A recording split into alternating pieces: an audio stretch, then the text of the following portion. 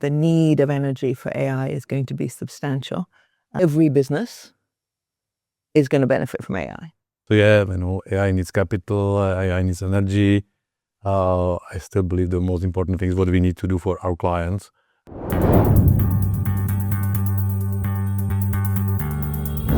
Hi, my name is Zdenek Romanek and I am CEO of Raiffeisen Bank Romania. Hi, Christina Bășe, I'm CEO of OMV Petrom. Maybe I will steal something that I heard at a big energy conference, one of the big global energy conferences. And it sort of resonated a lot with me in that we've always said that information is power. And now power is information. So I think it helps you let you know about the need of energy for AI is going to be substantial. So I would say that AI needs energy. Having said that, I think every business is going to benefit from AI. These questions are not so binary typically. It's like who needs whom. And it's a lot, this will be much more gradual than the discussions are today about the scenarios. So yeah, AI needs capital, AI needs energy. I still believe the most important thing is what we need to do for our clients and then gradually keep moving. Yeah, and we will keep adding on both. I think one of the most important things that we see for countries is that they have access to the energy they need. Second point, I think, is that as with all sort of new emerging technologies that come in, I really believe that there will be a point where AI becomes more energy efficient itself. This is not a scenario that will happen tomorrow, like all of a sudden. So the question, the right part of the question is like who will adapt? I think everybody will keep adapting. Technology is there. Technology is improving like hell. The real adoption in the companies, it's just much slower. Factor is that we have a physical product, and because you have a physical product, then AI is an enabler for us, and we will just be looking to see does AI can sometimes help de-risk actually, particularly because we deal in a high hazard product. So safety will always be there. If AI can help us with that, that's great. If it hurts us, then we will protect ourselves from it. For us, totally non-negotiable thing is trust of our clients, because ultimately this is what we provide to our clients.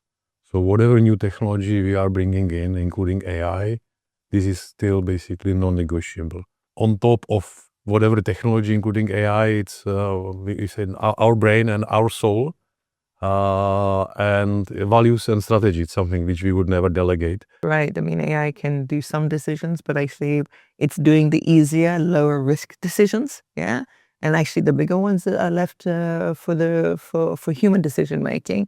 And with that, I think also the part that you talk about, which is your culture, your values, and your soul. The very important thing on AI is that if you don't have a clarity in your leadership, in your strategy, it will basically multiply just chaos. So can you sometimes use it, AI, to say, okay, think out of the box, think differently, use different information to add to a conversation, but not to replace the decision? Always the debate, what if AI says something wrong? Nobody discusses so much what is already happening today, that many people do wrong decisions anyway. So the right question is like, can we combine a human and AI to have a combined stronger decision than it is today? One, I would say, is the human productivity side, and really trying to increase people's use of the tools. Yeah? So we have an AI hub, right? To some degree that gives us some protection of our own systems and our own data, because it's not going out into the wider world. And then you have the business processes and how you look at the business processes overall. That is a lot about quality of data to start with, and then making sure your process is in good shape. Then you automate your process, then you put AI on it. And then it's how you start to use it for more maybe predictive things. So we look at predictive maintenance. Advisory tool for our advisors in the branches. And just let me give you an example. If a client would come to a branch, and say, yeah, I want a mortgage, but I'm earning in Spain, it's I'm buying the house, but the garden I'm buying from other person, and there is a garage that is not finished, I want to finance it as well. And by the way, I'm just divorcing. Typically, this kind of discussion would require that you invite another specialist, or at least one more meeting or two more meetings, and documents. Now it's the AI tool, which we call actually ARI, artificial Raiffeisen intelligence. Our advisor is able to answer these questions on the one meeting and the same session, and let the client to sit on the same chair and solve it potentially. If I look at other companies, our mission is ultimately to help them grow their business. But the very ultimate question is the sustainability of their business model and ability to be successful with their clients. Again, the question definitely doesn't start from the technology, like are they using amazing technology that makes them amazing? It's like, no, are they delivering something amazing for their clients? And if the technology is part of the answer, absolutely fine. The AI doesn't change the healthy mind, the healthy way to look at the businesses. AI gives to all of us more speed in multiple dimensions, but doesn't change the fundamentals, how the businesses should be assessed. I think yes, and I think it is growing.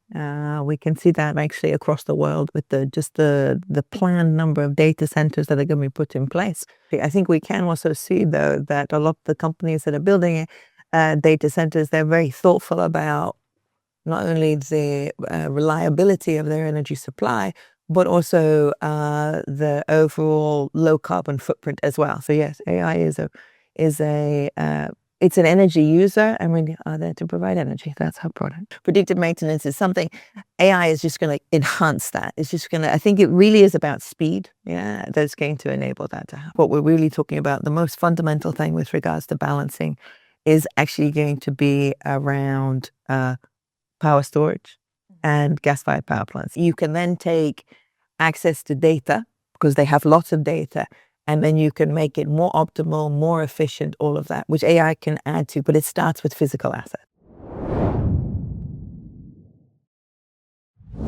Like looking at the energy industry, or maybe looking at your company, so what do you think AI will do for you differently the most in 1 year and potentially in 3 years?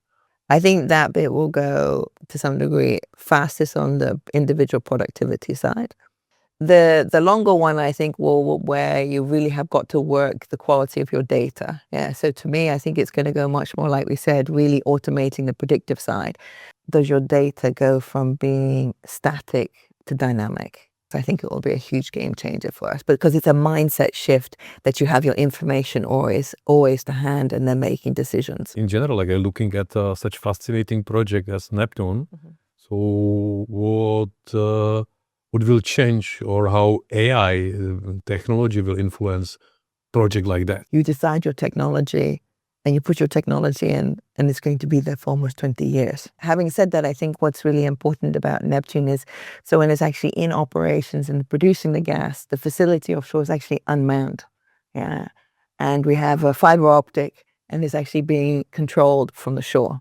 It has an aspect of significant technology and automation already built into the design of it. Do you see that AI can drive energy efficiency that therefore changes some of that view from the financing sector with regards to fossil fuel projects? It's not necessarily that we have a different perspective on the energy sector. It's rather a regulatory framework that applies across all the Europe, that kind of navigates all the players, the banks basically, to act certain way. And I believe that at these days there is bigger thinking. What was realistic, what was a bit non-realistic, and how we should adapt. So which I believe it's very healthy. After going a certain direction, with certain intensity, now we are at the point that hopefully we will recalibrate and make certain things much more pragmatic. And AI can facilitate that for sure. Yeah.